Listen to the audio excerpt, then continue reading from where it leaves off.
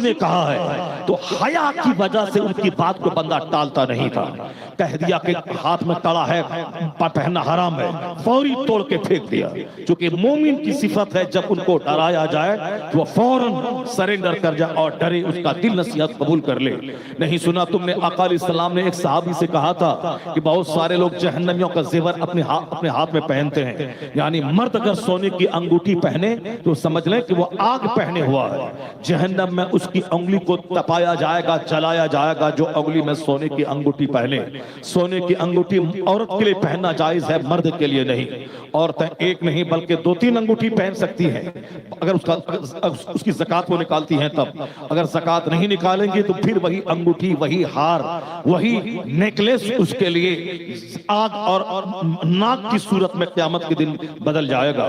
قرآن میں آیا ہے کہ جو اپنے مال کی زکات نہیں نکالتے ہیں فبشرہم بعذاب علیم, اسے دردناک عذاب کی بشارت سنائی.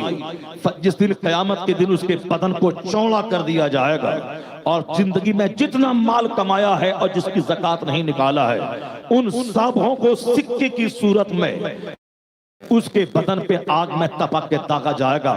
فتقوا بہا جباہہم وظہورہم وجنوبہم. قرآن شریف میں آیا ہے جو مال جمع کرتے ہیں زکات نہیں نکالتے ہیں, اس کو گن گن کر رکھتے ہیں تو اللہ ان کی پیٹھ کو اسی مال کو آگ میں تپا کے داغے گا. پیٹھ کو, کروٹوں کو, یعنی یہ کروٹ, یہ سینہ, یہ پیٹھ, یہ پیشانی, سبوں کو داغا جائے گا اور وہ اژدہا سانپ اس کے پھن مار کر اس کے چہرے پر بولے گا میں تیرا وہ مال ہوں جس کی تم نے زکات نہیں نکالا. جو پہلے حیا تھی, جب بھی کو کہا جاتا اللہ سے ڈرو, فوری لوگ اللہ سے ڈرتے تھے, فوری اس کو شرم آتی تھی کہ کیسے میں بڑوں کی بات ٹال دوں. چونکہ آج بے حیائی نے میرے دل کو مردہ کر دیا, بے شرمی نے مجھ کو کہیں کا نہیں چھوڑا. حیا اور ایمان یہ دونوں آپس میں چولی دامن کا سمبند ہے. جہاں ایمان ہے وہاں حیا ہے, اور جہاں ایمان نہیں ہے وہاں حیا بھی نہیں ہے. یہود و نصارہ کے یہاں, مشرکوں, کفار مشرکین کے یہاں حیا نہیں ہے, ایمان نہیں ہے تو حیا بھی نہیں ہے. وہاں ایک بھائی شادی کرتا ہے, 4 بھائی بغیر شادی کے اسی بھابھی سے کام چلاتا ہے. یہ ان کے ہاں ہوتا ہے جس کے آج بھی ہندوستان میں ایسا ٹرائب, ایسا قبیلہ موجود ہے. اگر 5 بھائی ہیں, 5 شادی کرے تو 5 پریوار بڑھ جائے گا, خرچ بڑھ جائے گا. اس لیے ایک ہی بھائی شادی کرے گا, 5 بھائی اسی سے کام چلائے گا. حیا اور شرم کا جنازہ اٹھ گیا. یہاں اسلام کہتا ہے کہ اگر کوئی بندہ 2 شادی کر رہا ہے تو ایک کمرے میں دونوں کو ہرگز نہیں رکھے, دونوں بیوی کا الگ الگ روم دے دے اور دونوں بیوی کے پاس ٹائم بانٹ دے, 24 گھنٹے یہاں 24 گھنٹے وہاں. بہت سارے جاہل ہمارے ہاں دوسری شادی تو لپک کے کر لیتے ہیں, مگر رکھنے کا طریقہ جانوروں سے بدتر ہوتا ہے کہ ایک ہی کمرے میں دونوں بیوی کو رکھتے ہیں, اور جب جدھر طبیعت کری اس طرف مائل ہو گئے. یہ گواروں اور جانوروں کا طریقہ ہے, اسلام اس کی کبھی اجازت نہیں دیتا. اس لیے کہتا ہے کہ ایک بیوی کر, 4 3 2 کر, مگر اگر تمہیں ڈر ہے کہ میں انصاف نہیں کر پاؤں گا تو صرف 1 کر. اور اگر عدل اور انصاف کر سکتا ہے 2 بیویوں میں تو 2 شادی کر لے, کوئی عیب کی بات نہیں. چاہے دنیا کے لوگ تمہیں عیاش کہیں, وہ پاگل ہے جو شریعت کے قانون پہ انگلی اٹھاتے ہیں اور زبان کھولتے ہیں. اسے زبان زانیوں کے خلاف کھولنا چاہیے. وہ زناکار ہیں جو اپنی بیوی کے علاوہ دوسری عورتوں کو تاک جھانک کرتے ہیں. زنا کی مذمت کرے, اغلام بازی کی مذمت کرے, حرام کاری کی مذمت کرے, سنت کی مذمت نہ کرے. 1 سے 4 بیوی تک مرد کرے, اور اللہ نے دولت دی ہے تو 4 کر ہی لے. 1 کرنا مسکینوں کا کام ہے, غریبوں کا کام ہے. اگر اللہ نے دولت دی ہے, 4 گھر بنا سکتا ہے, 4 کو کھلا سکتا ہے, تو 1 کرنے سے بہتر ہے کہ وہ 4 کر لے تاکہ 4 عورتوں کا بوجھ ہلکا ہو جائے. دنیا میں اگر 4 کروڑ عورت رہیں اور مرد 1 کروڑ رہیں تو پھر بتائیں کہ کمپنسیشن کیسے ہوگا. اسی پہ ایک بار سیمینار ہوا تھا بھاگلپور یونیورسٹی میں, کہا گیا تھا کہ آج جنگیں ہو رہی تھی. کچھ دن پہلے جب جنگ ہوئی تھی, first world war, second world war, اور ابھی جو یوکرین اور روس کی جنگ ہو رہی ہے, جنگ مرد لڑتے ہیں, عورت نہیں لڑتی. لڑتی ہے. جب مرد لڑتے ہیں تو مرد مارے جاتے ہیں, عورتیں نہیں ماری جاتی ہے. عورتیں اپنے گھر میں ہیں, مرد جنگ کرنے گئے, مرد مارے گئے. مرد مارے گئے تو انہوں نے اس میں تھا کہ first world war second world war میں ملا کے 8.5 کروڑ لوگوں کی ہتیا ہوئی. یعنی صرف 100 سال کے اندر 850 کروڑ لوگ مارے چلے گئے. لوگوں کو پریشانی ہونے لگی کہ 800 کروڑ لوگ مارے گئے کیسے ہوگا. تو یہ بتا دیں کہ اگر 800 کروڑ لوگ مارے گئے تو 800 کروڑ عورتیں اگر گھر میں ہیں, یہ کمپنسیشن کیسے ہوگا. اسی پر گاہے بگاہے سیمینار ہوا. ایک غیر مسلم ہندو اسکالر نے کہا تھا کہ اس کا کمپنسیشن ایک مذہب کے قانون میں نظر آ رہا ہے. یعنی مرد اگر 4 کروڑ ہیں, 4 کروڑ ہیں, عورتیں اگر 16 کروڑ ہیں تو کمپنسیشن کیسے ہوگا. انہوں نے کہا ہاں ایک طریقہ ہے, وہ طریقہ ہے مصطفیٰ کا دیا ہوا قانون. وہ قانون نکاح ہے کہ ایک مرد 4 شادی کرے. تو اگر 1 کروڑ مرد ہے, 4 کروڑ عورتیں ہیں, تو کوئی ہندو مذہب میں اس کا سمادھان نہیں ہے, کوئی کرسچینٹی میں اس کا سمادھان نہیں ہے, کوئی جوز میں اس کا سمادھان نہیں ہے. اگر اس سمسیا کا سمادھان ہے تو مذہب اسلام میں سمادھان ہے کہ ایک مرد 4 شادی کرے تو 4 کروڑ عورتیں سما جائیں گی. اس طرح سماج میں زلزلہ اور فتنہ پیدا ہونے سے سماج بچ جائے گا. ورنہ مرد ایک رہے, 4 عورتیں رہے تو سماج میں زناکاری پھیلے گی, سماج میں بد اخلاقی پھیلے گی, سماج میں کرائم سر اٹھائیں گے. تو سماج کو کرائم سے بچانے کے لیے مصطفیٰ کا قانون اپنے اندر بہترین صلاحیت رکھتا ہے. تو جو قانون 1400 سال پہلے اپنے دامن میں کمال رکھتا تھا, وہ اس دور سائنس میں بھی وہی کمال رکھتا ہے.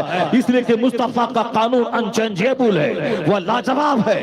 ہر اعتبار, ہر جہت, ہر اینگل سے کمالات اور خوبیوں کا جامع ہے مصطفیٰ کا قانون.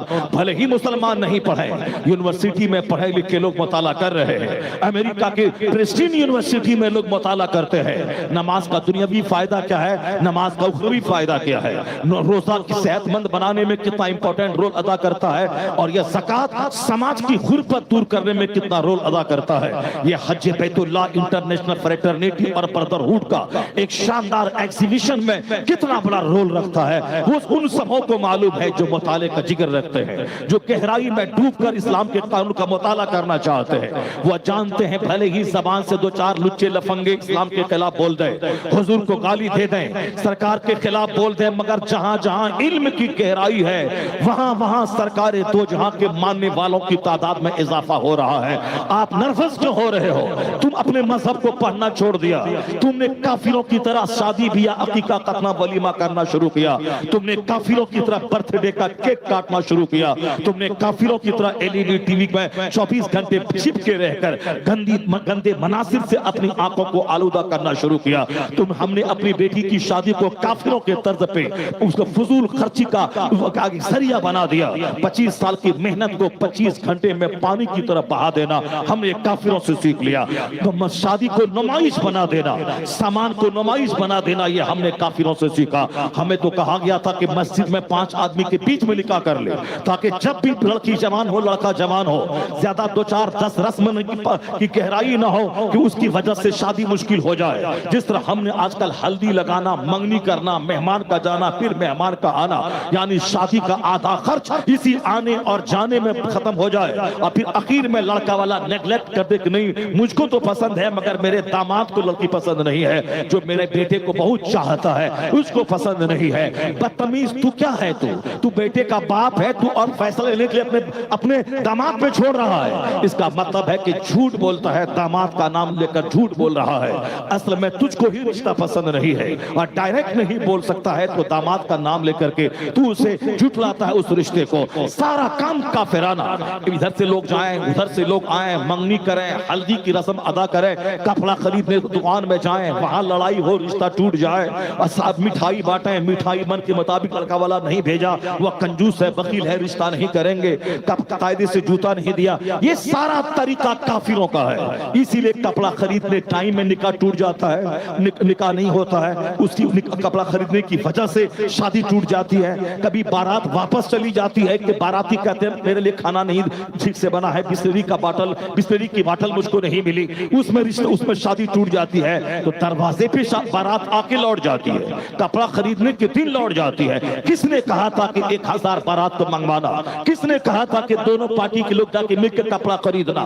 किसने कहा था कि मंगनी में इतना सोना देना, जेवर देना?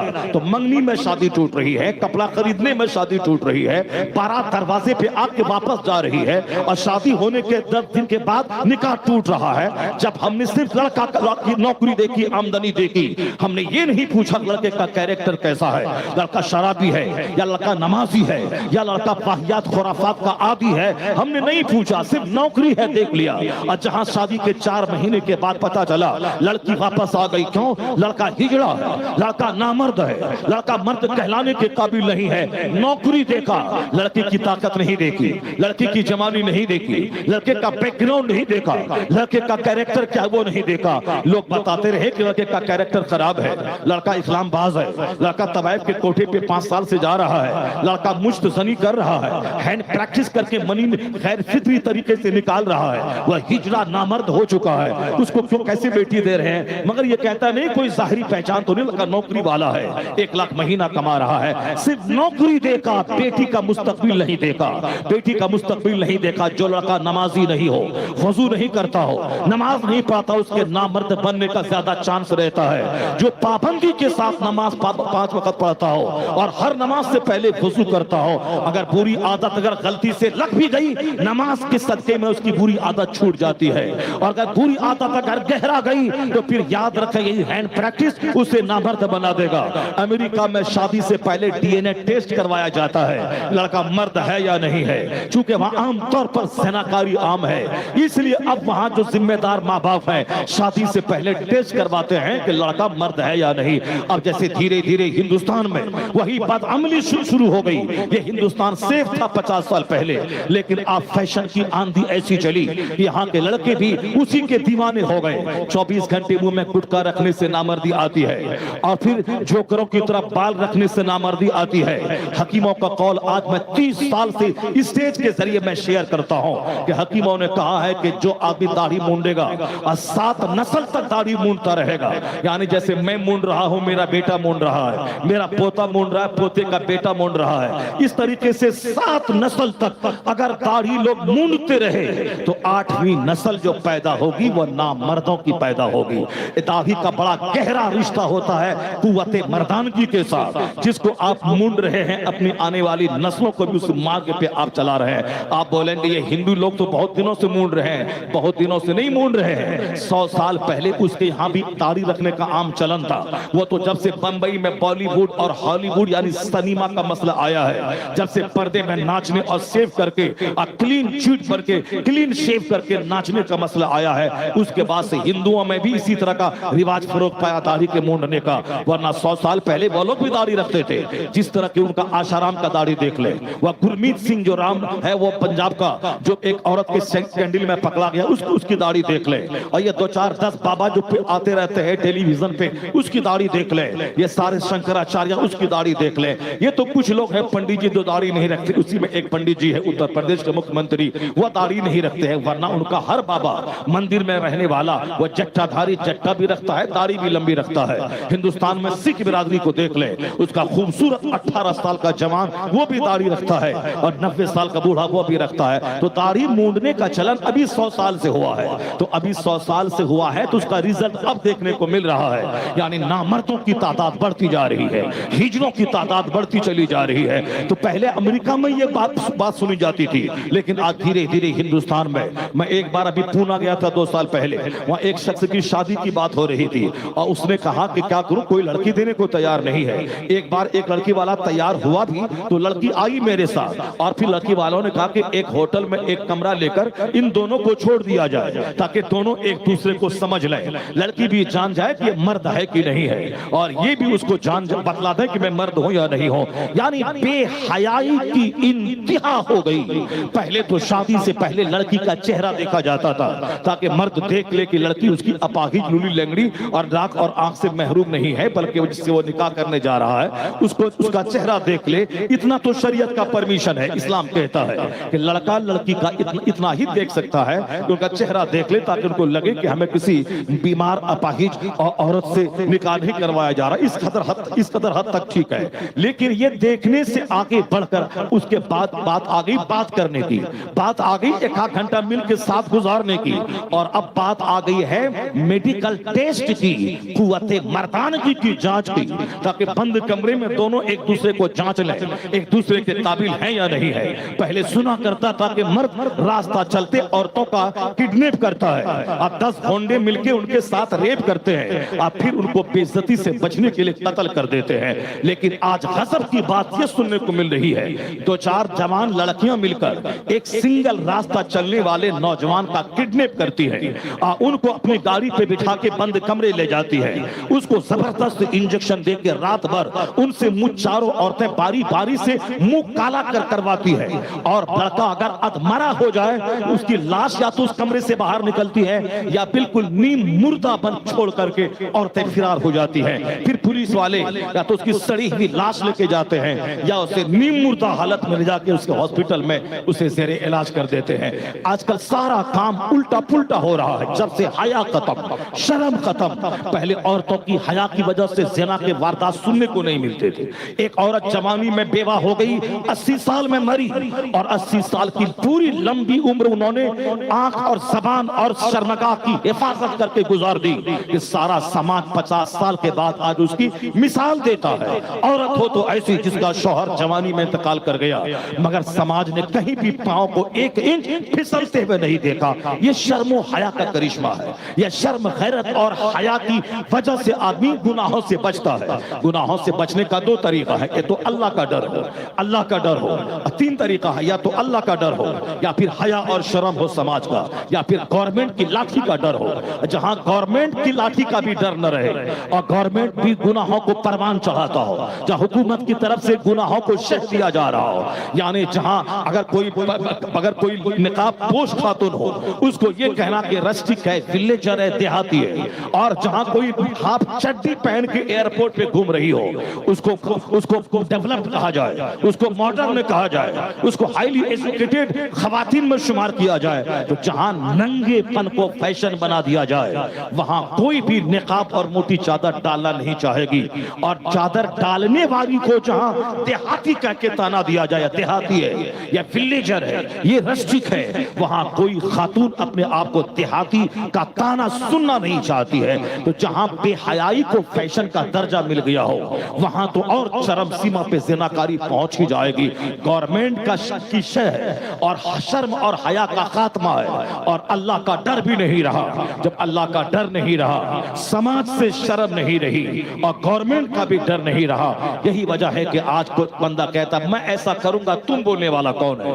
میں اسی طرح سے رہوں گا، تم بولنے والا کون ہے؟ میں بغیر شادی کے لیو ان میں رہوں گا، تم بولنے والا کون ہے؟ نہیں دیکھا آفتاب پونا والا اور وہ شردھا نامی لڑکی دونوں لیو ان میں رہتی تھی، لیو ان ریلیشن شپ، یعنی لیو ان ریلیشن شپ، لیو ان میں، جبکہ سب کو معلوم ہے کہ بغیر شادی کے رہنے کو ہی لیو ان بولا جاتا ہے۔ اب بغیر شادی کے 2 جوان جوڑے ایک کمرے میں رہیں، کس طرح گورنمنٹ برداشت کر لیتی ہے، کس قدر پولیس والے برداشت کر لیتے ہیں، اور کس قدر قانون میں اس طرح کی چھوٹ دی گئی ہے۔ یہ ہے زناکاری کو بڑھاوا دینے والا، حیا اور شرم کا خاتمہ کرنے والا قانون، جس کی وجہ سے کہ زناکاری چرم سیما پہ پہنچ گئی۔ سماج کا ڈر ہی نہیں ہے، باپ کے سامنے بیٹا صاحب اجنبیت کے ہاتھ میں ہاتھ ڈال کے جا رہا ہے، یہ باپ اپنگو اور اپاہج بنا ہوا ہے، چونکہ باپ کو بیٹے سے ڈر لگتا ہے۔ کیوں نہیں ڈر لگے گا جب بیٹے کی گھٹی میں اللہ کا ڈر نہیں پلایا، ان کو اللہ کا خوف نہیں دلایا، حضور کی محبت دل میں نہیں پیدا کی، وہ بچہ جیسے جیسے بڑھتا رہا اسلامی قانون کے مطابق اس کی پرورش نہیں کی، یہاں کہ جیسے ہی بچہ پیدا ہو اس کے منہ میں سب سے پہلی غذا نیک لوگوں کا تھوک جائے، لعاب دہن جائے، جس کو تہنیک کہتے ہیں، یعنی جو سماج کا متقی پرہیزگار نمازی آدمی ہے وہ اپنے منہ میں میٹھی چیز کو چبا کر کے اس بچے کے تالو میں لگا دے تاکہ پہلی غذا اس پیدا ہونے والے بچے کے منہ میں نیک لوگوں کا لعاب ہو۔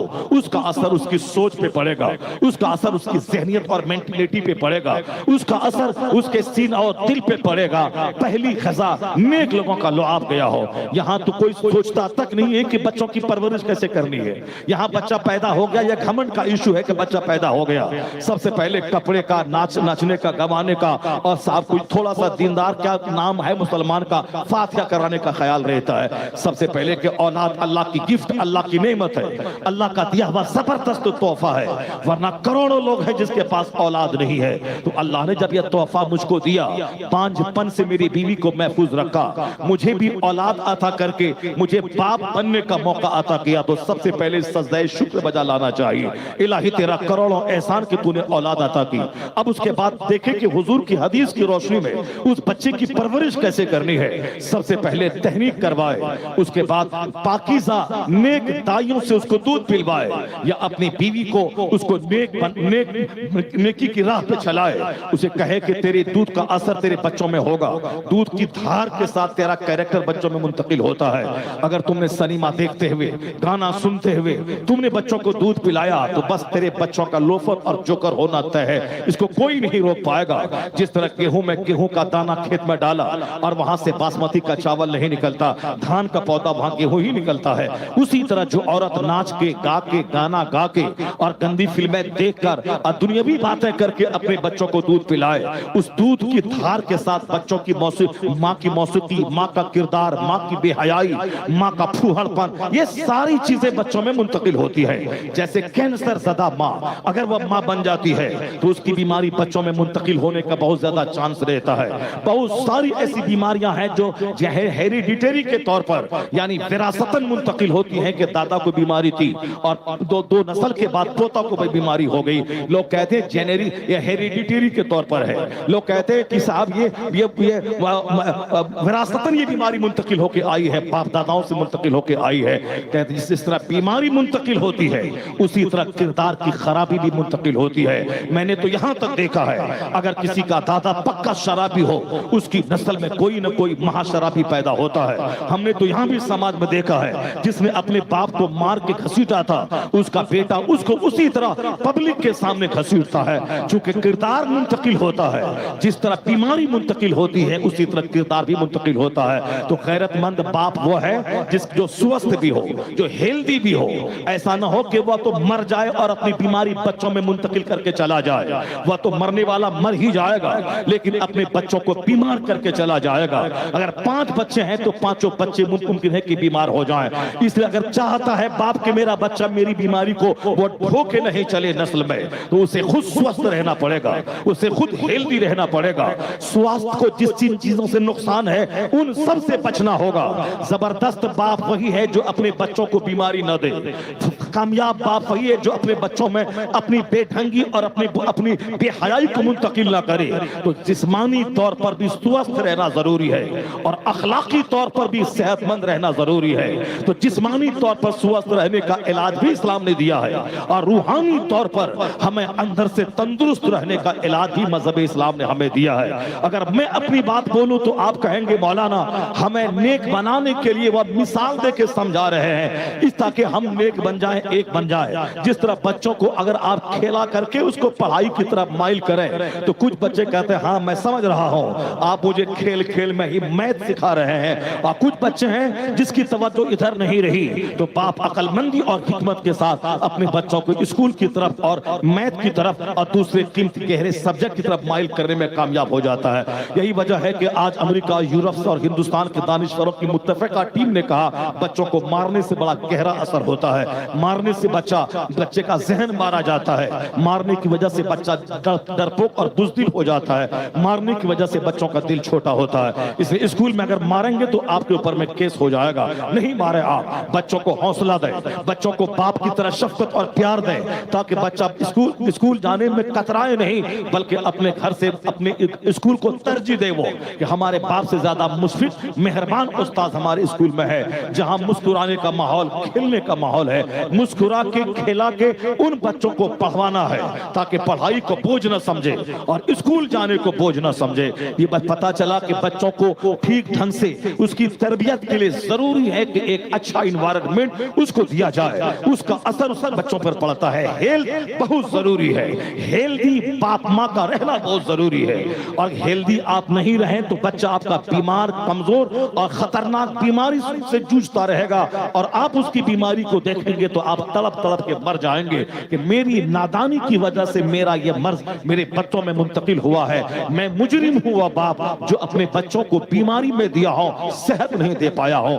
پہلی بات تو آپ جان لیں, اسی ہندوستان کے بھاجپا کا بڑا لیڈر ہے جسے ڈاکٹر مرلی منوہر جوشی کہتے ہیں, وہ وزیر تعلیم رہ چکا ہے. انہوں نے کرنے کے بعد پی ایچ ڈی کی ڈگری حاصل کی ہے. وہ کالج کا پروفیسر تھا, کالج کا پروفیسر, پڑھا لکھا آدمی. انہوں نے ایک بار یوگا کے تعلق سے, ہیلتھ لائف, صحت مند زندگی گزارنے کے تعلق سے انہوں نے ایک بیان دیا تھا, بھاشن دیا تھا. انہوں نے کانپور کی سرزمین پہ, وہ بھاجپا کا کیڈر لیڈر, وزیر تعلیم, P H D degree holder, doctor ہے, بہت بڑا پڑھا لکھا آدمی. یہ کم پڑھے لکھے لوگ بری زبان استعمال کرتے ہیں جو اور اعلیٰ تعلیم یافتہ ہوتا ہے وہ چاہے جتنے بھی کٹر بھاجپا کا آدمی ہو مگر زبان اس کی گندی نہیں ہوتی. مودی جی اسی پارٹی سے بیلونگ کرتے ہیں, آر ایس ایس کے کیڈر ہیں, ہندوستان کے پردھان منتری ہیں, مگر ابھی چند مہینہ پہلے انہوں نے اسلام کے تعلق سے اتنا زبردست بیان دیا تھا. انہوں نے اپنی پارٹی کے ورکر سے کہا تھا کہ خبردار اسلام کے خلاف کوئی اپشبد جملے کا استعمال مت کیا کرے, کسی کی دھارمک بھاوناؤں کو ٹھیس موت پہنچوائیں. اسلام بہت اچھا مذہب ہے, مانوتا اور انسانیت کا مذہب ہے جس میں مانوتا پہ زور دیا گیا ہے. سنا ہوگا آپ نے 4 سال پہلے کھڑگپور کی سرزمین پر ایک بہت بڑے جن سبھا کو وہ سمبودھت کر رہے تھے. اسی دوران بازو کی مسجد سے اذان کی آواز آئی. انہوں نے فوری مائک کو نیچے کر کے خاموش رہ کر انہوں نے اس اذان کا سمان کیا ہے.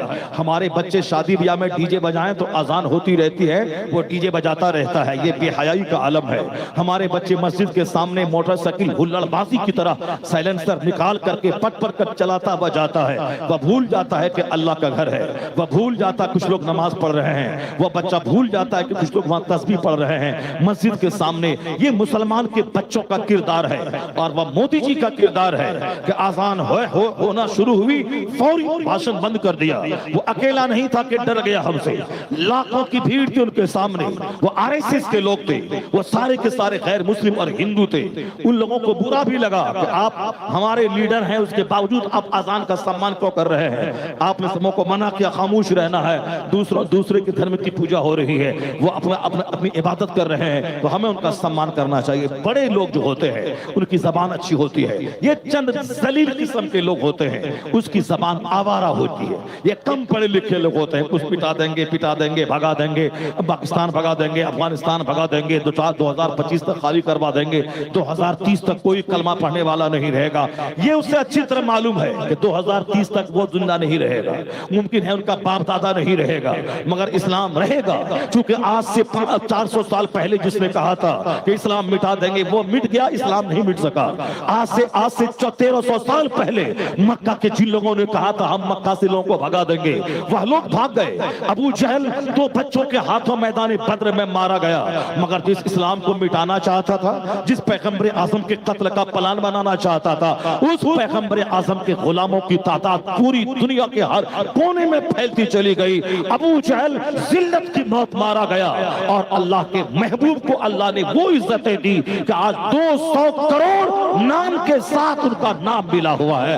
اسے تمہیں کہتا ہوں ایک قوم مسلم, تمہیں کوئی ذلیل نہیں کر پائے گا, تمہیں کوئی رسوا نہیں کر پائے گا. تمہاری بدعملی رسوا کر دے گی, تمہاری بے حیائی رسوا کر دے گی. تمہارے گھر میں لوگ نماز نہیں پڑھتے ہیں, تم رسوا ہو جاؤ گے. تمہاری شادی بیاہ کا کام کافروں جیسا ہے, تم رسوا ہو جاؤ گے. تمہارا چہرہ کافروں جیسا ہے, تم رسوا ہو جاؤ گے. مگر اسلام کبھی رسوا نہ ہوگا.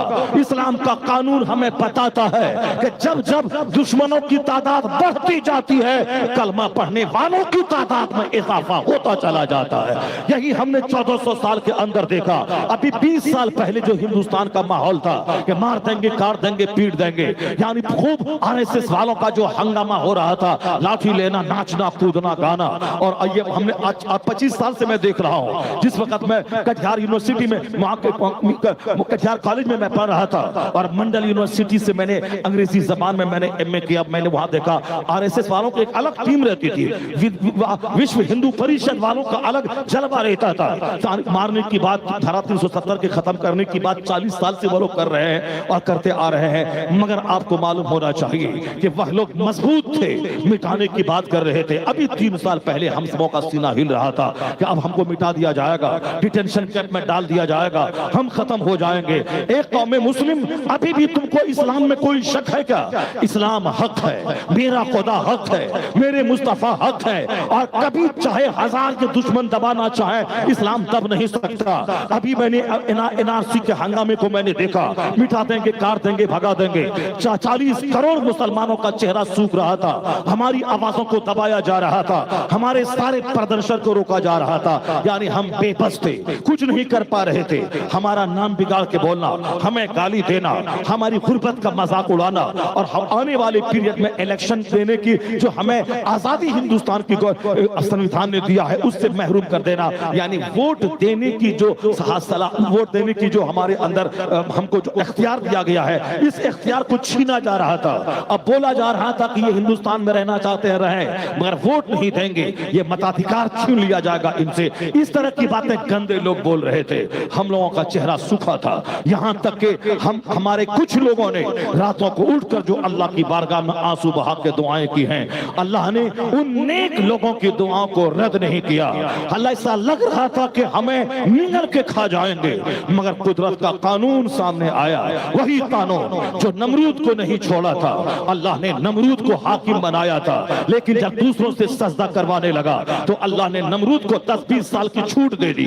اس کے بعد جب پکڑا ظالم کو, ایک معمولی مچھر سے نمرود کو تڑپا تڑپا کے مار دیا. جس کے سامنے خدائی کا دعویٰ کیا تھا نمرود, اسی کے سامنے لت پت ہو کر, مچھر کے درد سے چیخ چلا کر, سبوں کے سامنے ذلیل ہو کے رسوا ہو کے مرا. خدائی کا دعویٰ کرنے والا وہ رسوا ہو کے مرا. اللہ نے بتا دیا, بہت خدائی کا دعویٰ کرتا تھا اور اپنے آپ کو خدا سمجھتا تھا, دنیا کا حاکم بنا تھا, اسے تو اور سجدہ شکر بجا لانا چاہیے. جناب ابراہیم علیہ السلام کو اللہ کا پیغمبر مان کر اللہ کے قانون پہ عمل کرنا چاہیے, مگر حکومت کا اور دولت کا مزاج متکبرانہ ہوتا ہے. جب حکومت آتی ہے تو آدمی کی سوچ بدل جاتی ہے, اور دولت آتی ہے تو سوچ بدل جاتی ہے. نمرود کو حکومت نے مغرور بنا دیا اور دولت کے نشے نے اسے مغرور بنا دیا. تو اللہ رب العزت کو 10-20 سال چھوٹ دے کر اسے ہوش ٹھکانے لگانا بھی آتا ہے.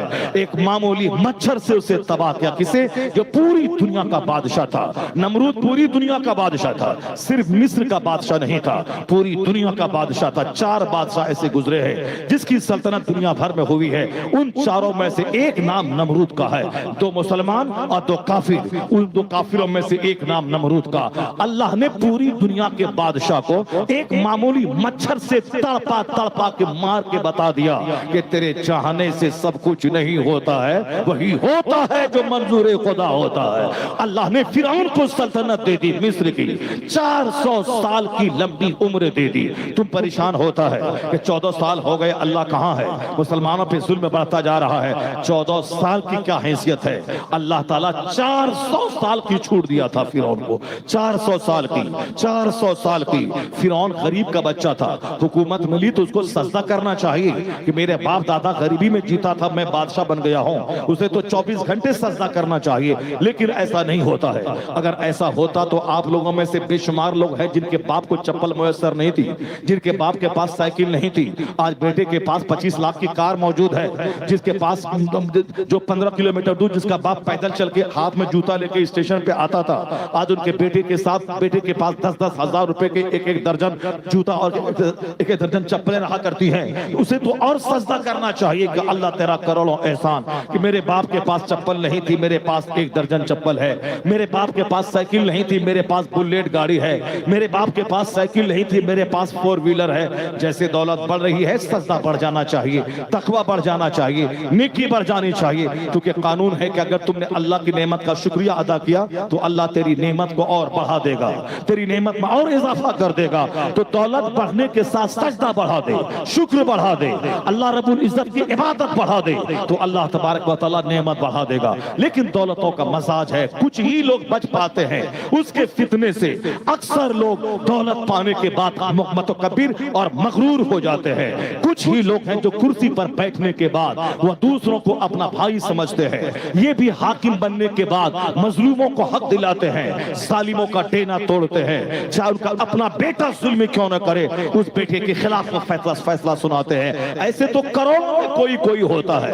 مگر اکثر جنرل کرسی اگر مل گئی تو بھائی بھتیجا بات شروع ہو جاتا ہے، میرے بھتیجے کو نوکری ملے، میرے بیٹے کو نوکری ملے، میری بیٹی کو نوکری ملے، میرے بھانجے کو نوکری ملے، میرے بھتیجے کو نوکری ملے. یعنی کرسی کا غلط استعمال. اسے حاکم بنایا گیا تھا تاکہ دودھ کا دودھ پانی کا پانی فیصلہ کرتا، مگر حکومت کا غلط استعمال لوگ کرتے ہیں. اسی لیے ہمارے بزرگوں نے جان بوجھ کر حکومت کو ٹھکرا دی. جہاں غلط کام ہوتا ہو میں اس کرسی پہ کبھی نہیں بیٹھوں گا. بہت سارے امام اعظم ابو حنیفہ رضی اللہ تعالی عنہ کو لوگوں نے جج کی کرسی دینا چاہیے، آپ نے اس سے انکار کیا، میں نہیں لوں گا. یہاں تک کہ اسی سزا میں ان کو جیل ڈال دیا گیا، اور جیل ہی میں آپ نے شہادت کی موت پائی. جیل جانا گوارا کیا مگر چیف جسٹس کی کرسی کو گوارا نہیں کیا، چونکہ اکثر لوگ کرسی ملنے کے بعد بہک ہی جاتے ہیں. جو کمزور قسم کے لوگ ہیں ان کا دولت مند رہنا صحیح نہیں ہے. دولت مند جہاں بنے ان کا عیش بڑھ جائے گا، ان کا غرور بڑھ جائے گا. وہ شراب نہیں پیتا تھا تو اب پینے لگے گا، وہ زنا نہیں کرتا تھا اب 50 عورتوں سے زنا کرنے لگے گا. ابھی 4 دن پہلے بارہ بنکی میں ایک شخص سے ملاقات ہوئی. انہوں نے آج سے 30 سال پہلے ایک دوست کی بات کی جو کلکتہ میں رہتا تھا، بڑا اچھا آدمی تھا، اللہ نے دولتیں بھی دی تھی، ایک شاندار ریسٹورنٹ تھا اور پھر بہت ساری فیکٹری بھی تھی. لیکن اسے گانے کی عادت لگ گئی، شوق سے گانا. گانے کی جہاں عادت لگی تو کسی کلے میں گانے کا شوق پیدا ہوا. وہاں جب گیا تو لوگوں نے، مسلمان تھا تو گانا شروع کیا. لوگوں نے پروموٹ کا چاہے اچھا گانا گائے یا نہ گائے، مگر لوگوں کو ایک مسلمان کو گائیکار بنانے میں بڑا مزہ ملتا ہے، ایک مسلمان کی داڑھی منڈوانے میں بڑا مزہ ملتا ہے، ایک مولوی کو نماز چھڑوانے میں ان لوگوں کو بڑا مزہ ملتا ہے. اسی لیے ٹکٹ دے دیا الیکشن کا تاکہ اب 24 گھنٹے میں ہمیشہ جھوٹ بولتا رہے. اور نماز پنجگانہ جس کا ایک وقت کی نماز چھوڑنا حرام اور گناہ کبیرہ ہے، نماز فرض اعظم، نماز کا چھوڑنا گناہ اعظم ہے. تو چلو یہ دھڑلے سے ایسا کام لگا دو، یہ 5 وقت کی نماز بھی چھوڑتے رہیں اور 24 گھنٹے سچ کی جگہ جھوٹ بولتے رہیں، تو ہمارے نیتا بننے سے بڑی خوشی ان کو ہوتی ہے. چلو اب ان کا کام تمام ہو گیا، اب پھر ان کو زیادہ اب دین دنیا سکھانے کی ضرورت نہیں ہے. اقتدار ہی ایسی چیز ہے جس میں آدمی پکا دنیا دار ہو جاتا ہے. ہمارے بزرگوں نے جس کرسی کو تیاگ دیا تھا اور ان لوگوں نے اس کرسی کو اختیار کیا اور اسی کرسی نے تباہ و برباد بھی کیا. جیسے امیر معاویہ صحابی رسول ہیں، کاتب وحی ہیں، سرکار دو جہاں کے سالہ، ہم مسلمانوں کے ماموں. حضور نے ان کے حق میں دعا کر دی. وہ عاشق رسول تھے مگر ان کا بیٹا یزید اہل بیت اطہار کا قاتل ہو گیا. اسی بیٹے کی وجہ سے ان کے باپ کو آج تک ایک گروہ ہے جو گالی دیتا رہتا ہے. اگرچہ حدیث پاک کا مفہوم آیا ہے کہ جب دیکھو کہ صحابی رسول کو کوئی گالی دے رہا ہو تو سمجھ لے کہ وہ جہنمی کتوں میں سے ایک کتا ہے. مگر ایسے بھی لوگ موجود ہیں جو حضرت امیر معاویہ کو گالی دے کر اپنے آپ کو سولید مسلمان اور پکا اہل بیت اطہار کا عاشق کہلوانے سے تھکتے نہیں ہے. صحابی کو گالی دیا، قیامت تک کے لوگوں کا سجدہ صحابی کے ایک سجدے کے مرتبے کو نہیں پہنچ سکتا ہے. انہوں نے سرکار دو جہاں کا دیدار کیا ہے. مگر کچھ لوگوں کو کیا کہیں گے، آوار بھی کرسی اچھی چیز نہیں ہے. سعد ابن وقاص بہت جلیل قدر صحابی، وہ 10 صحابی جس کو جنت کا مزدہ مصطفیٰ نے دیا، عشر مبشرہ، اس میں شامل ہے سعد ابن وقاص. ان کا بیٹا عمر ابن سعد اہل بیت اطہار کا قاتل ہو گیا. وہ کربلا میں 22,000 فوجوں کا 22 لاکھ فوج کا کمانڈر ان چیف بن گیا. 22,000 فوج کا کمانڈر ان چیف بن گیا. اس کا کمانڈر بن گیا، صحابی کا بیٹا، جنتی کا بیٹا، اور جہنمیوں جیسا کام کرنے لگا. اسے انڈیویجولی ہر آدمی کو اللہ سے ڈرنا چاہیے.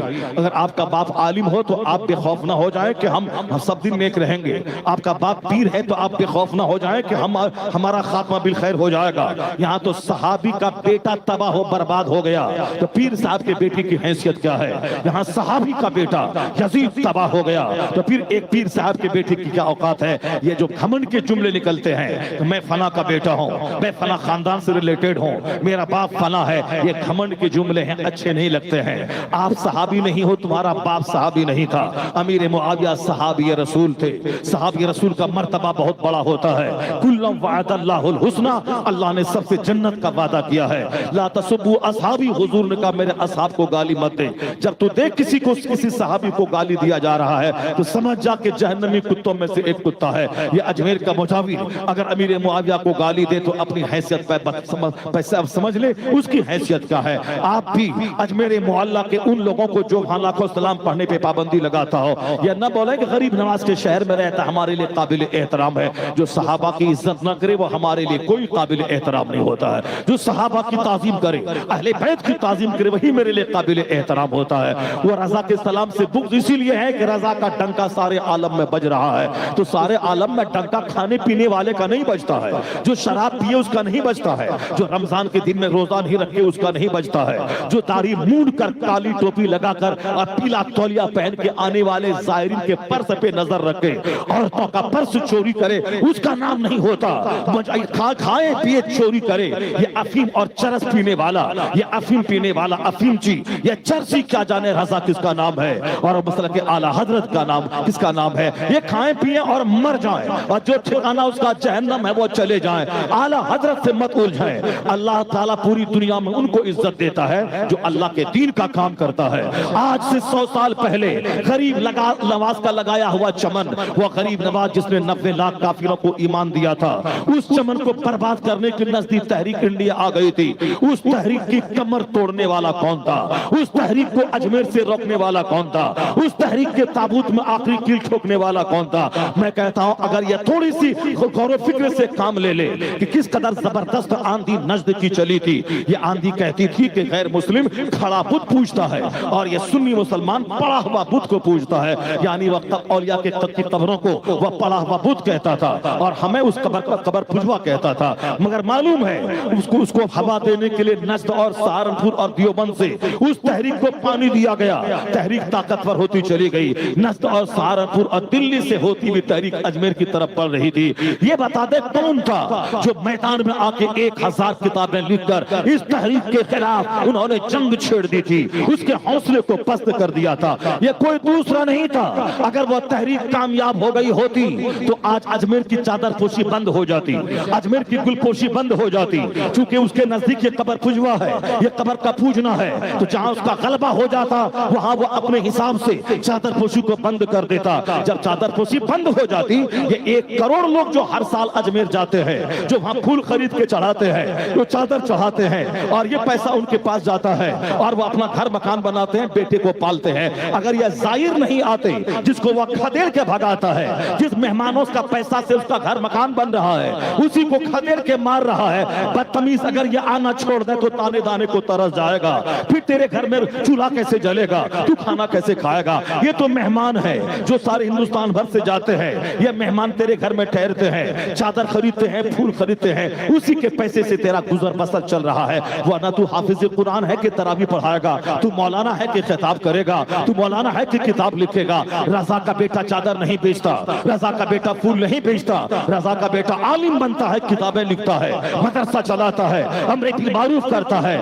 وہ کروڑوں لوگوں کو مرید کر کے ان کے سینے میں ایمان کو مستحکم اور مضبوط کرتا ہے. میں کہتا ہوں ظالم احسان مان تم احمد رضا کا, جو آندھی چلی تھی راستے ہی میں اس آندھی کی کمر توڑ دی. کس نے کمر توڑ دی؟ وہ رضا کے نیزے کی مار ہے کہ عدو کے سینے میں غار ہے, کسے چارہ جوئی کا وار ہے کہ یہ وار وار سے پار ہے. اعلی حضرت نے اس کے تابوت میں آخری کیل ٹھوک دی, وہابیت کی آندھی کو کمزور بنا دیا, اسے پیچھے دھکیل دیا.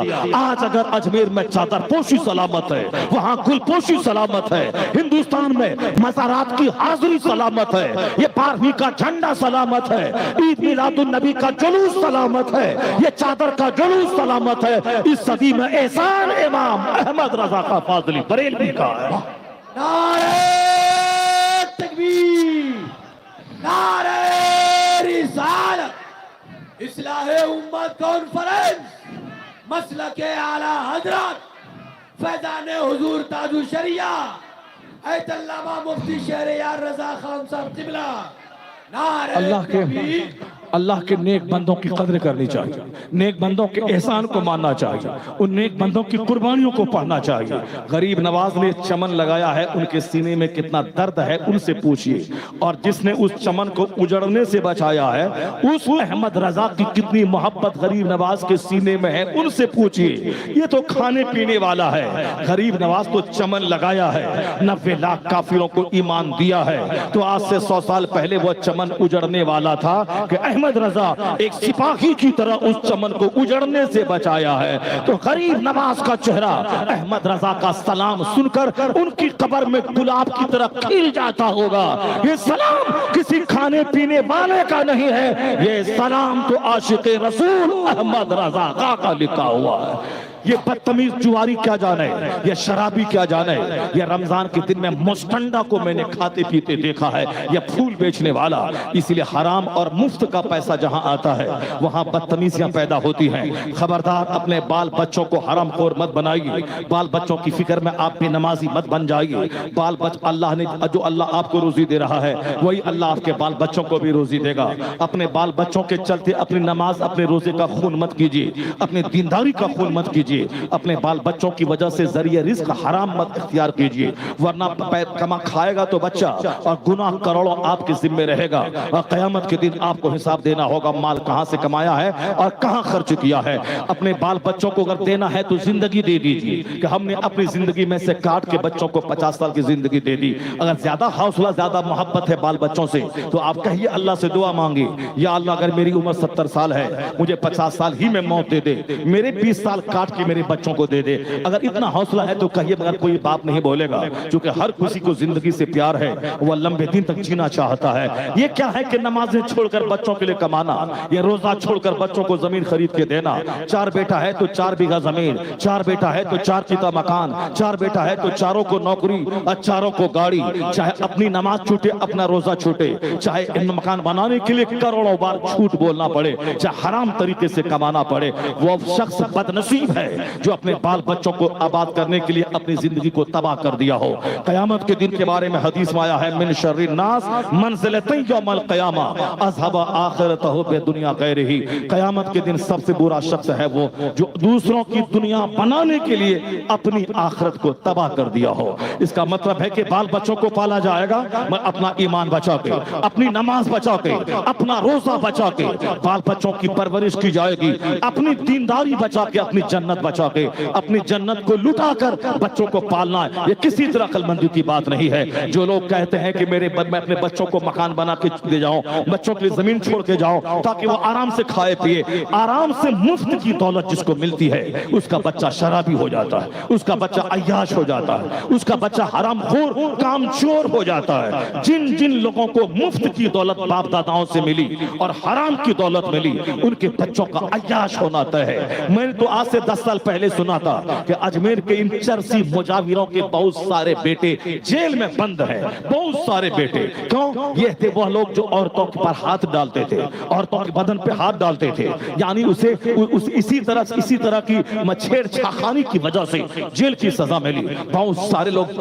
زنا کے کرائم میں پکڑا گئے۔ مفت کی دولت جہاں ملے گی اسی طرح سے جرم میں اضافہ ہوتا رہے گا۔ اس لیے اپنے بال بچوں کو دولت چھوڑنے کی ہوس مت پالی، بلکہ اپنے بال بچوں کو دیندار بنائیے، اپنے بال بچوں کو مکان مت دیجیے، مگر انہیں اچھے ڈھنگ سے کمانے اور کمائی ہوئی دولت کو خرچ کرنے کا طریقہ سکھا دیجیے کہ مال کہاں سے کمایا جاتا ہے اور مال کیسے خرچ کیا جاتا ہے۔ یہ ہنر بچوں کو سکھا دیجیے۔ اپنے بچوں کو مال مت دیجیے، مال جہاں دیا، مفت کی دولت جہاں ملی وہ حرام خور ہو جائے گا، وہ عیاش ہو جائے گا۔ سوال آپ سے ہوگا اور آپ کے مکان میں بیٹھ کر وہ 24 گھنٹے سنیما دیکھے گا، وہ آپ کے مکان میں بیٹھ کر شراب پیے گا، وہ آپ کے مکان میں بیٹھ کر جوا کھیلے گا، وہ آپ کے مکان میں بیٹھ کر وہ گانا گائے گا، اور گانا گانے والوں کو وہ بلائے گا۔ جس طرح وہ کلکتہ کا گانا گانے والا وہ گانا گایا، ایک خوبصورت لڑکی کو دیکھا، اس پر فدا ہو گیا۔ یہ 4-5 بچے کا باپ اپنی بیوی والا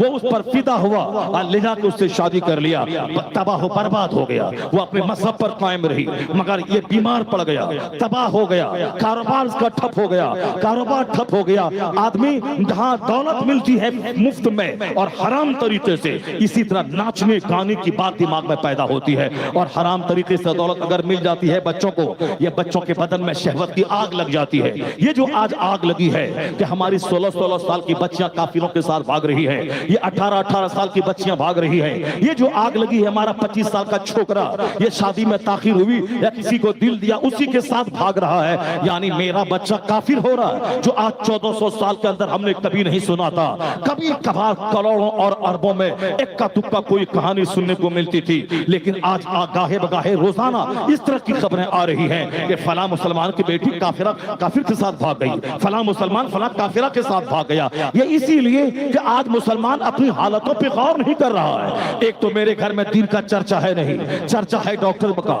چرچا ہے انجینئر کا, چرچا ہے کرکٹر کا, چرچا ہے فٹ بالر کا, چرچا ہے ڈانسر کا, چرچا ہے صاحب یوٹیوب پہ گیم کھیل کر پیسہ کمانے والوں کا, چرچا ہے کامیڈین کا. تو میرا بچہ بھی کامیڈین بننا چاہتا ہے, میرا بچہ بھی فٹ بالر بننا چاہتا ہے, میرا بچہ بھی لور بننا چاہتا ہے. چرچا ہے کہ فلاں نے فلاں سے پیار کیا, اس کو لے کے بھاگ کے شادی رچا لی. میرا بچہ جو سنے گا وہ بھی سمجھے گا کہ آدمی وہی ہے جو کسی سے پیار کرتا ہو. تو جیسے ہی وہ اس کی عمر آگے ہوئی, وہ بھی مسکرانا, آنکھ مچولی کرنا, خطوں کتابت کرنا, موبائل سے چیٹنگ کرنا, سب سامنے پڑوس والی عورت سے یا پڑوس والی لڑکی پڑوس والے لڑکے سے. اس طرح شہروں میں حالت اتنی خراب ہو گئی, اس سے زیادہ بری حالت دیہاتوں کی ہو گئی. شہروں میں تو چلو چیٹنگ تک باتیں رہ جاتی ہے, مگر یہاں تو دیہاتوں میں اور غریب گھر محلوں میں یہاں صرف مسکراہٹ ہوئی اور دوسرے ہی دن آدمی آخری حد زناکاری تک پہنچ جاتا ہے. شادی شدہ عورتوں کے دوسرے سے تعلقات ہیں, شادی شدہ مردوں کے دوسروں سے تعلقات ہیں. حرام غذا جہاں پیٹ میں جاتی ہے دل کالا ہوتا ہے, چہرہ کالا ہوتا ہے, سوچ کالی ہوتی ہے, بدن میں شہوت کی آگ لگ جاتی ہے. وہ اس آگ کو بجھانے کے لیے وہ حرام طریقے کا سہارا لیتا ہے. بزرگوں نے کہا ہے حرام غذا پیٹ میں جائے تو دعا رد ہو جاتی ہے. چاہے حرام کھا کر 50 بار کوئی حج کرے, حج قبول نہیں ہوتا ہے. اگر کوئی حرام کمائی سے 50 بار عمرہ کرے تو ایک بھی عمرہ قبول نہیں ہوگا. جیسے وہ لبیک بولے گا فرشتہ بولے گا لا لبیک ولا صادق زادک حرام و حج کا مردود. تیرا سفر کا خرچہ حرام کا ہے, تیرا حج تیرے چہرے پہ مار دیا جا رہا ہے. حلال کمائی سے پاک ارادے سے جو جائے اس کا حج قبول عمرہ قبول ہے, اور اس کا اثر وہاں سے لوٹنے کے بعد وہ نمازی بن جائے. اگر وہاں 5 بار لوٹے اور بے نمازی رہے, وہ جان جائے کہ پیسہ پانی میں چلا گیا, اس کا عمرہ اس کا حج قبول نہیں ہوا. چونکہ حج کا مطلب ہے کہ بندہ پہلے سے بدل جائے. اگر وہ حلال مال سے جاتا تو بدل جاتا, حرام مال سے واپس آنے والا چونکہ حج عمرہ قبول ہی نہیں ہوا, اس سے اس کے بدن میں شہوت کی آگ لگتی ہے, اس کی دعا رد ہوتی ہے. بزرگوں نے کہا ہے حلال کھا, اپنے بچوں کو حلال کھلا. اگر حلال کھا کر کعبہ نہیں جا سکا, نہیں ہے پیسہ, جو کعبہ میں حرام کھا کر جو جائے وہاں دعا کرے, جو دعا کعبہ میں حرام خوروں کی رد ہو جاتی ہے. حلال کھانے والا نہیں کعبہ جا سکا, اپنے محلے کی مسجد میں دعا کرے. جو حرام کھا کر کعبہ میں دعا قبول نہ ہو, وہ محلے کی مسجد میں حلال کھا کر قبول ہو جائے گی.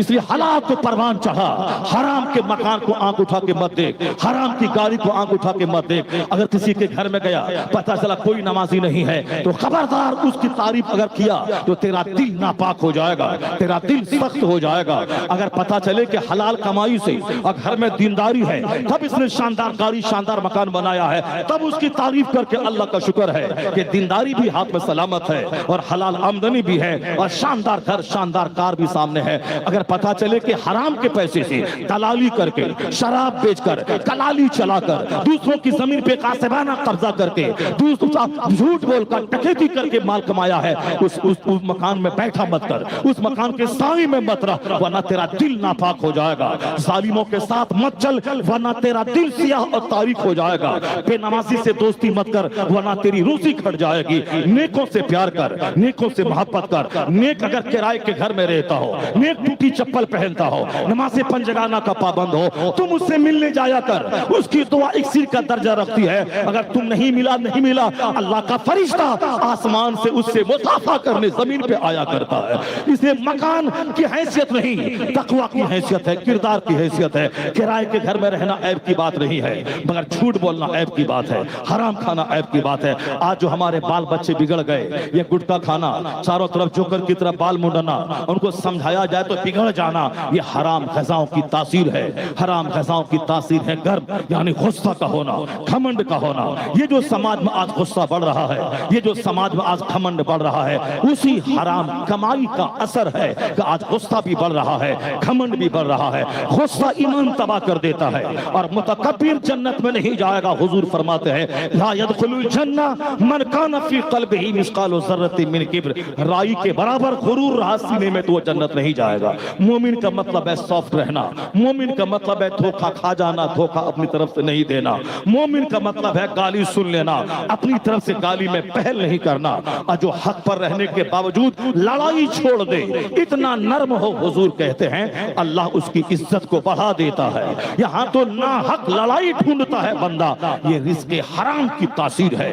مسجد میں من نہیں لگتا، شراب کے اڈے پہ من لگتا ہے، یہ رزق حرام کی تاثیر ہے کہ جلسے میں تقریر سننے میں من نہیں لگتا بلکہ قوالی سننے میں من لگتا ہے، یہ رزق حرام کی تاثیر ہے کہ نماز پڑھنے میں دل نہیں لگتا، کھیل تماشے میں دل لگتا ہے، یہ رزق حرام کی تاثیر ہے۔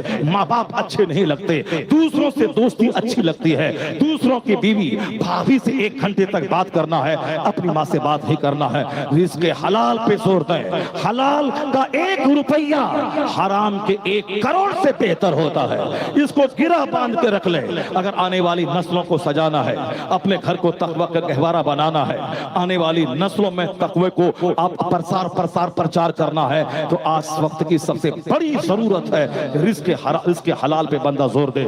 رزق حلال پہ آپ زور دیں گے، آپ کی سوچ ستھری ہو جائے گی، آپ کا دل نکھر جائے گا، آنے والی نسلوں کے بدن میں جب وہی بلڈ پہنچے گا، اس کا کردار بھی روشن و منور ہو جائے گا۔ یہی وجہ ہے کہ آج ہمارے بچے مدرسوں میں پڑھنا نہیں چاہتے، اسی رزق حرام کا اثر ہے۔ اپنے بچوں کی گھٹی میں بدن میں رزق حلال ڈالیں، اور اپنے گھر میں انجینئر ڈاکٹر کا ماحول نہیں، اچھے لوگوں کا چرچا کریں، عالموں کا چرچا، نیک لوگوں کا چرچا، بزرگوں کا چرچا کریں، تاکہ بچوں کے دل دماغ میں اسلامی عظیم الشان شخصیات کا اثر رہے، وہ بھی نیک بننے کے لیے اگرسر اور پریرت ہو جائے۔ باقی رہی اسلام کی بات، اس کے تعلق سے آپ بے فکر ہو جائیں، اللہ اسلام کا محافظ ہے۔ میرا وہ خدا جس نے کل کے نمرود کو نہیں چھوڑا، وہ آج کے نمرود کو بھی نہیں چھوڑے گا، وہ آج کے فرعون کو بھی نہیں چھوڑے گا۔ اللہ وہی ہے، اسلام وہی ہے، قرآن وہی ہے، جو اللہ نے کل کے نمرود کو ذلیل کر کے مارا ہے، وہ آج کے نمرود کو بھی ذلیل کر کے مارے گا۔ اس لیے ظلم میں مٹے گا،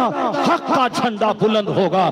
اسلام کے تعلق سے بے فکر ہو جائے، دشمنی جب بڑھے تو سنتوش کریں، اسلام بڑھنے والا ہے، اسلام کی لانے والوں کی تعداد بڑھنے والی ہے۔ اس لیے آپ اس موجودہ پوزیشن سے گھبرائیں مت، مسجد کو آباد، اپنے گھر میں تلاوت، آنے والے ماہ رمضان کو ماہ تلاوت بنا دیں، ماہ عبادت بنا دیں، اپنی مصروفیات کو گھٹا دیں۔ رمضان میں ختم قرآن کے علاوہ 3 4 5 ختم اور ضرور کریں، باتیں کم کریں، واٹس ایپ یوٹیوب کو بند کر دیں، رمضان کو ماہ تلاوت بنا دیں۔ 1 مہینہ اگر آپ نے فضول بات سے اپنے آپ کو روک لیا، دوستی سے روک لیا، واٹس ایپ یوٹیوب سے روک لیا، 1 مہینہ نیکی میں گزرا تو اللہ اس کی بدولت 11 مہینے نیکیوں کا ماحول عطا کر دے گا۔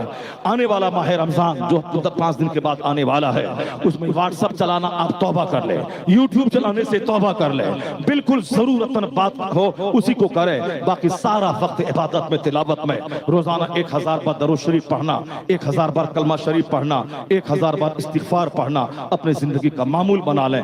پھر دیکھیں رمضان کی عبادت کی بہاریں کس قدر آپ کے بال بچوں کے دماغ پہ اپنا اثر چھوڑتی ہے، کس قدر آپ کے گھر کا ماحول تابندہ اور روشن ہوتا۔ اللہ تبارک و تعالی ہم کو اور آپ کو سبوں کو نیک بننے کی اور نیکوں کی تعریف کرنے کی اور نیکوں کے نقش قدم کی پیروی کی توفیق عطا فرمائے، آمین۔ وآخر دعوانا